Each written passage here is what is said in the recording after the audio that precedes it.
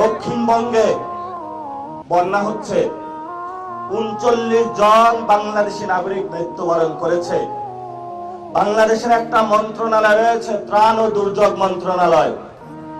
এই ত্রাণ ও দুর্যোগ মন্ত্রণালয়ের যিনি মন্ত্রী, তাকে শুধু ইলেকশনের আগে খুঁজে পাওয়া গিয়েছে। ইলেকশনের পরে এই বন্যাগ্রস্ত মানুষের মধ্যে তাকে একদিনও আমরা দেখতে পাই নাই। টিভি স্ক্রিনে দেখতে পেয়েছেন আপনারা? এরা হলো জাতির মহাপ্রতারক।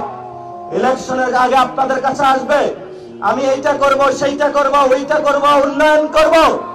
ইলেকশনের পরে এদেরকে পাওয়া যায় নারীর সাথে, মদের আড্ডায় এবং দুর্নীতি, সন্ত্রাস, চাঁদাবাজিতে ব্যস্ত। ইলেকশনের পরে আমাদের বন্ধু বিএনপির যারা স্বরাষ্ট্রমন্ত্রী হয়েছেন, যারা আইনমন্ত্রী হয়েছেন,